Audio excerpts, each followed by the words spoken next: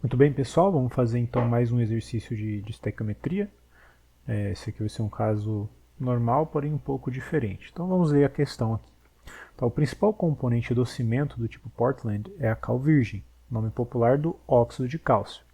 Esse composto, quando hidratado, forma hidróxido de cálcio, também conhecido como cal apagada. Daí, pessoal, ele está até aqui essa questão está dando informações a respeito de quais são as substâncias envolvidas, né?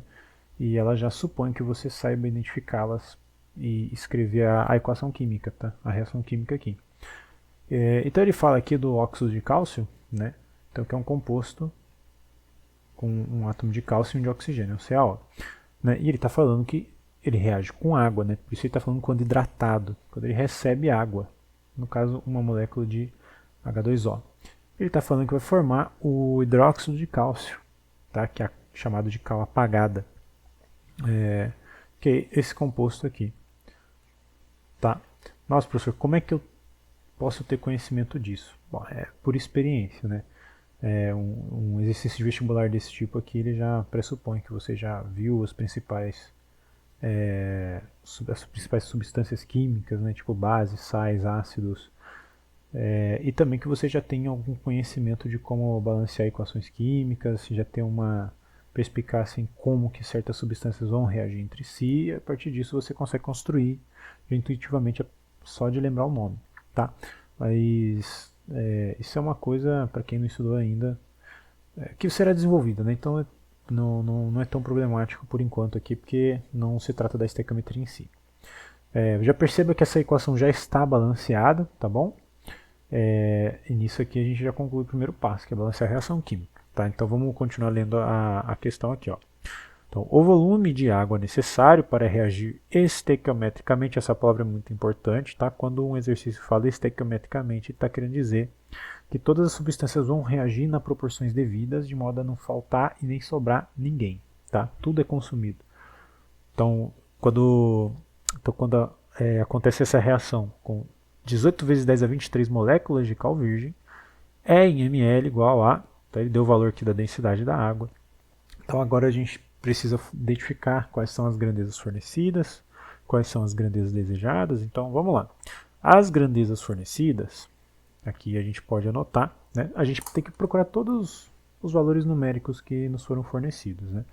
E de valor numérico foi fornecido esse aqui, ó, 18 vezes 10 a 23. Tá? Aí você sempre se pergunta, o que?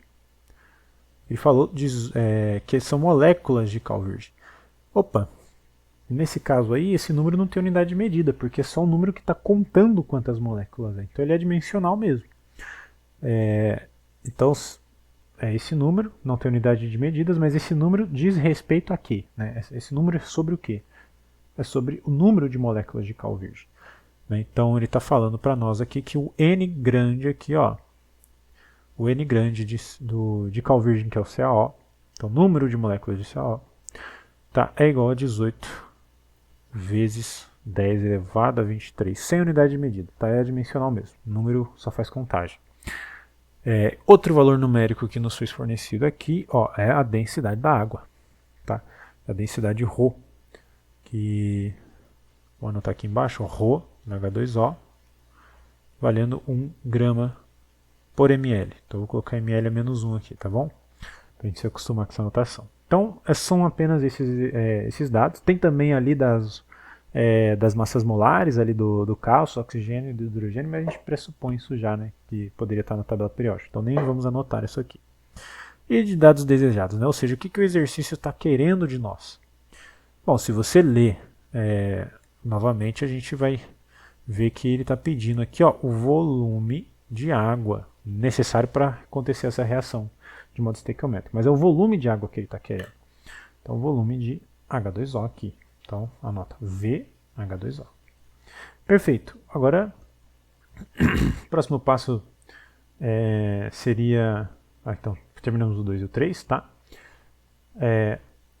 O próximo passo é fazer essa classificação, né, quanto à relação reagente-produto. Então, esse exercício está pedindo para nós, quer dizer, ele forneceu para nós uma informação a respeito da cal virgem, né? Então, é um exercício que foi fornecido algo sobre o reagente, tá? Então, R. E ele pediu para nós uma informação a respeito da água, tá? Que também é reagente. Então, exercício R para R. Tá? E agora, as grandezas envolvidas, né, do dado fornecido desejado é o que, né? O dado fornecido foi o número de partículas. Então, é um N grande aqui, ó. Então, o número de partículas, nesse caso, o número de moléculas de CaO. Né? E o dado desejado é a respeito de quê? É um volume. Então, é um exercício do tipo N para V. Um N grande para V, né? Não número de mols, número de partículas. Perfeito. Então, terminado esse passo aqui, agora a gente identifica o caso estequiométrico, que é o caso normal. Tá? Foi dada só informações sobre dois reagentes, não tem nenhuma complicação, então caso normal. E agora o sexto passo. Vamos aplicar a lei de Proust. Então vamos fazer isso aqui, ó, lei de Proust. Lei de Proust. Então, vamos relacionar aqui, ó, o número de mols, sempre o número de mols na lei de Proust, tá? Da água, que é o dado desejado. E vamos dividir pelo coeficiente estequiométrico. Mas vale 1, né? Se a gente ver a reação química aqui em cima, tudo coeficiente estequiométrico 1. Então nem vou colocar nada. Isso aqui então vai ter que ser igual ao número de mols do CaO. Perfeito? Eita, tá. Ficou meio feio, mas tudo bem. Ok, então feito esse passo, agora a gente vai fazer o próximo passo do algoritmo, que é fazer as substituições necessárias. Então a gente se pergunta, tá? Aqui a lei de Proust relacionou o número de mols de água, mas eu quero o volume, tá? Eu não quero o número de mols. Então, que relação existe entre número de mols e volume? Bom, alguns alunos talvez responderiam, PV-NRT, né? Aqui tem uma equação que relaciona o número de mols e volume. Mas aqui não vale. Por quê? PV-NRT só funciona para gases, mas aqui a gente está falando de água líquida. Então é outra relação que a gente precisa, tá? A gente precisa se lembrar que a densidade é a massa sobre o volume, tá bom? Ou é igual a m sobre v, tá? E que, por sua vez, se você se lembrar da relação do Marquinhos sobre Marcão, né? O número de mols é massa sobre massa molar. Se você isolar a massa, né, você vai ver que é a massa molar vezes o número de mols. E aí você pode substituir isso aqui. Tá? Se você substituir a massa aqui do numerador dessa fração por essa relação, você vai ver que a densidade é a massa molar vezes o número de mols dividido pelo volume. Tá? E aí, como a gente quer substituir o número de mols ali embaixo, a gente, vou colocar um então aqui, eu vou isolar o número de mols aqui, que é o que a gente quer, e vai ficar essa equação. Essa massa molar vai passar para o outro lado dividindo, vai vir para cá dividindo, esse volume vai vir multiplicando. Então o número de mols é o volume vezes a densidade dividido pela massa molar. Tá certo? Então essa daqui é uma relação que tem que ser decorada. Ali eu dei uma dedução de como se obtê-la, mas essa relação é muito importante ser lembrada, tá? Para ser mais rápido. Então, perfeito. Então eu vou substituir aqui, Aliás, eu vou até apagar aqui em cima algumas coisas. E eu vou erguer um pouquinho aqui. Tá? Então, o número de mols de água, eu vou substituir por isso aqui, Porque se o número de mols é igual a essa relação, então eu posso trocar o número de mols de água pelo volume de água vezes a densidade da água sobre a massa molar da água. Isso. E aí, já que isso aqui é uma equação, então tudo isso aqui vai ter que ser igual. Agora, o número de mols do CaO. Tá? Parece um U, né? Parece cobalto, mas é cálcio. Então, o número de mols do CaO, eu vou ter que substituir por quem? Né? Vamos ver aqui, Então, o número de mols, agora compara com o dado fornecido. Tá? Eu tenho que relacionar o número de mols com o número de partículas, né? O número de partículas de CaO. Que relação existe entre o número de mols e o número de partículas? Aí a gente lembra o seguinte, tá? O número de partículas dividido pelo número de mols tem que ser sempre igual à constante de Avogadro, que vale 6,02 vezes 10 a 23, tá bom? Então, e mol a menos 1 aqui. tá? Mol menos 1. Então essa é a relação, mas a gente quer substituir o número de mols, então a gente tem que isolar o número de mols aqui. É só passar ele multiplicando para cá e esse dividindo, ok? Então no fim das contas, né, isolando o número de mols, a gente vai ter que n é igual a um número de mols sobre a constante de Avogadro. Tá? Então é isso que a gente vai ter que trocar aqui embaixo. Deixa eu apagar isso aqui em cima novamente. Deixa eu transportar isso aqui para cá. Eu vou apagar esse valor aqui. Esse valor tem que ter decor, tá? Se quem não decorou, precisa decorar. Então, o número de mols do CaO tem que ser o número de partículas do CaO dividido pela constante de Avogadro. Perfeito. Então, agora a gente fez as substituições. Eram duas relações estequiométricas menos comuns do que as demais, mas segue a mesma lógica do algoritmo até agora. Então, agora que a gente já fez as substituições, agora a gente isola a variável que a gente quer. A gente quer o volume de água aqui, perfeito? Então a gente tem que deixar ele sozinho. Para isso a gente pega essa densidade, vai vir dividindo para cá e a massa molar sobe multiplicando. Então, vou colocar aqui, ó, então, né, se essa equação é verdadeira, então essa aqui também tem que ser. Que o volume de H2O vai ter que ser igual a massa molar do H2O vezes o número de partículas de CaO, tudo dividido pelo número de Avogadro, vezes a densidade da água. Agora a gente pode substituir nossos valores. Tá? A massa molar do H2O, aí a gente já tem que lembrar. Tá? Vale 16 a massa molar do oxigênio.